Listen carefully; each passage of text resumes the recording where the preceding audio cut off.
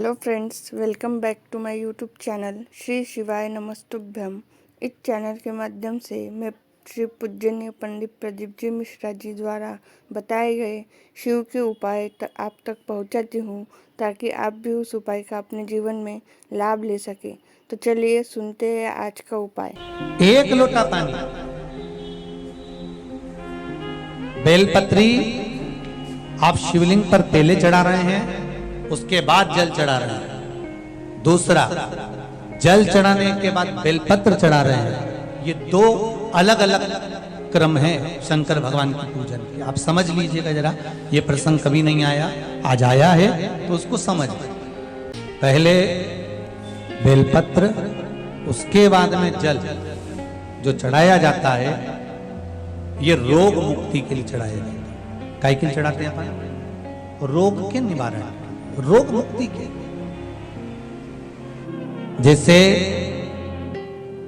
Corona महामारी के अंतर्गत अपन सबने स्मरण किया ऑनलाइन शिव महापुराण में कि एक वर्णन किया था कि अगर ज्यादा स्वास्थ्य गड़बड़ हो रहा है तो 1 लोटा दूध था और 1 लोटा पानी बेलपत्र रखकर फिर चढ़ाने का उस समय पर वर्णन किया था। आप लोगों ने, कई लोगों ने उसको किया भी और उसका लाभ आपको मिला। उसी तरह आप शिव मंदिर में जाकर दर्शन करेंगे तो 2 चीजें अपने को दर्शन करने को मिलेगी। एक, भक्त आता है शंकर जी के मंदिर में, लोग भाव से पहुंचते हैं तो पहले वो क्या करते हैं, पहले बेलपत्री चढ़ा देते हैं, फिर जल चढ़ा देते हैं। और एक भक्त जो शिव मंदिर में पहुंचता है, पहले जल चढ़ाता है, फिर बेलपत्र चढ़ाता है। दोनों का अलग अलग क्रम है, दोनों का अलग अलग भाव वर्णन है। पहला, अगर बेलपत्र चढ़ाया है और उसके बाद अगर शंकर भगवान पे जल चढ़ा रहे हो तो ये रोग मुक्ति के लिए होता है। जैसे बड़े रोग किसी को हो जाए, रोग किसी को घेर ले, तो वो बेलपत्री चढ़ाने के बाद फिर जल चढ़ाएगा तो उसको रोग थम जाएगा और फिर वो रोग आगे नहीं बढ़ेगा, आगे नहीं बढ़ेगा। रोगों को थामने के लिए बेलपत्री पहले, फिर जल। और जब कुछ कार्य के लिए आप, सिद्धता के लिए आप, अच्छे कार्य के लिए आप, मन की प्रसन्नता के लिए, आनंदता के लिए आप शिव आराधना कर रहे हो, आप शंकर की आराधना कर रहे हो, तो आप जल चढ़ाकर फिर बेलपत्री चढ़ाइए, उसका लाभ आनंद में।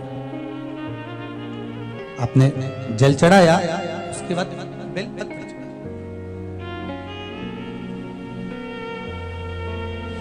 बस एक बात का स्मरण आपको होना चाहिए शिव महापुराण का, कि जब भी आप भगवान शंकर को बेलपत्र चढ़ाते हैं, बेलपत्र समर्पित करते हैं, बेलपत्र समर्पित करते समय प्रयास करा करें कि ये बेलपत्र को जब भी आप समर्पित करें, प्रयास करें कि बीच की जो पत्ती होती है बेलपत्र की, मध्य की जो पत्ती होती है, उसको अंगुष्ठ से पकड़ा जाए। उसके बाद में आप फिर बेलपत्री को शिव पर समर्पित करें, प्रयास करें। बेलपत्र जो हम भगवान शंकर को समर्पित करते हैं, उसका मध्य जो भाग होता है, बेलपत्री का जो 3 देवताओं का मध्य जो भाग होता है, उसको पकड़कर बेलपत्री को शिव को समर्पित करना चाहिए। पूर्व की कथाओं में यह भी वर्णन किया है कि बेलपत्री की डंडी का मुख कहाँ होना चाहिए। पूर्व की कथाओं में यह भी बताया गया है कि बेलपत्री की तीनों डंडियों के बीच में, तीनों पत्तियों के बीच में जो खाली जगह होती है, डंडी होती है, उसका क्या महत्व है, ये पूर्व की कथा में पहले बता चुके। पर आज जो क्रम चल रहा है कथा का, उसमें अपन जो समझ रहे हैं वो ये होना चाहिए कि आप किस कामना से जल चढ़ा रहे हैं, आपके जल चढ़ाने का क्रम क्या है। अगर आप रोग मुक्ति के लिए चढ़ा रहे हैं तो पहले बेलपत्र चढ़ेगी, फिर जल चढ़ेगा। आप कार्य सिद्धि के लिए चढ़ा रहे हैं, पहले जल चढ़ेगा, फिर बेलपत्र चढ़ेगी। और यदि कोई विशेष कार्य है आपका, जो आपको भगवान शंकर से जाकर कहना है, कोई विशेष कार्य, जैसे ब्रह्मलोक में ब्रह्मा है, वैकुंठ में भगवान विष्णु है, पर संसार सागर में, ब्रह्मांड में, मृत्यु लोक में अगर कोई देव है तो वो देव अधिदेव महादेव। भोलेनाथ दया करना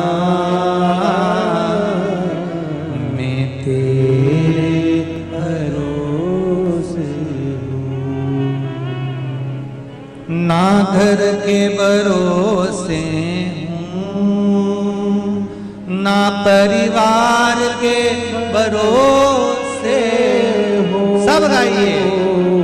ना घर के भरोसे हो,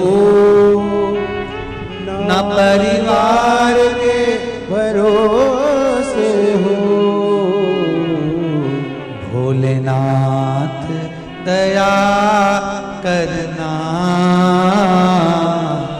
मैं तेरे भरोसे हूँ। भोलेनाथ दया करना, मैं तेरे भरोसे हूँ। जिसको एक भरोसा होता है शंकर का, भगवान का एक भरोसा होता है, दिखता नहीं है, दिखता नहीं है। इसी तरह के वीडियो के लिए आप मेरे चैनल को लाइक, सब्सक्राइब और शेयर करना ना भूलें। Thank you for watching.